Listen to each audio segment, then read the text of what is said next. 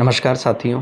भाग्य का बल जीवन के पूर्वार्ध में ही दिखना माने शुरुआत में ही दिखना या उत्तरार्ध में दिखना माने वही 40-45 के बाद दिखना। तो ये अंतर कैसे आता है, ये जैसे मैंने पहले भी कई बार बताया था, हम भाग्येश को ज़्यादा महत्व दें या भाग्य भाव में बैठे ग्रह को ज़्यादा महत्व दें। तो उत्तर है हम ज़्यादा महत्व तो भाग्य के लिए भाग्येश को ही देंगे।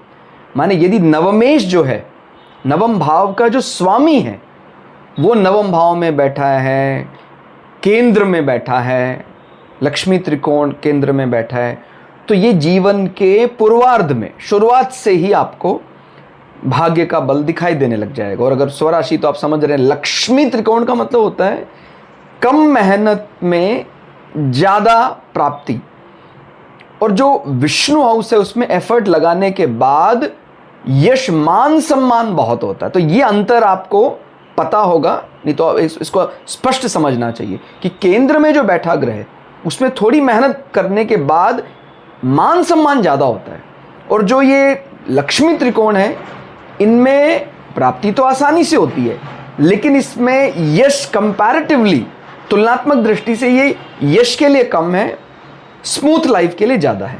तो आपको ये अंतर समझ में आ रहा है। तो ये जीवन के पूर्वार्ध से ही, शुरुआत से ही आपको भाग्य का बल मिलने लग जाएगा।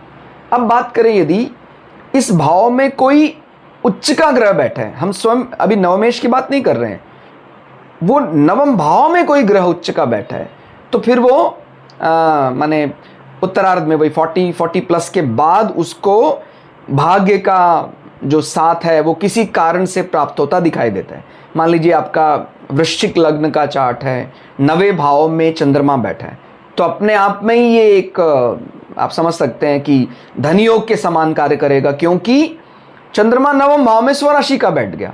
शुरुआत से ही, पूर्वार्ध से ही वो बल दिखाई देगा।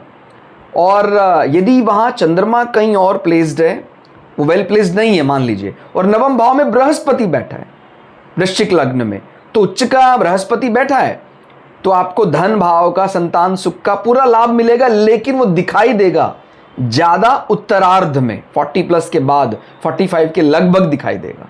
तो अंतर आपको समझ में आ गया होगा कि नवमेश या नवम भाव में बैठा ग्रह किसके बल से हमें भाग्य जल्दी समझ में आता है। तो उत्तर नवमेश होगा।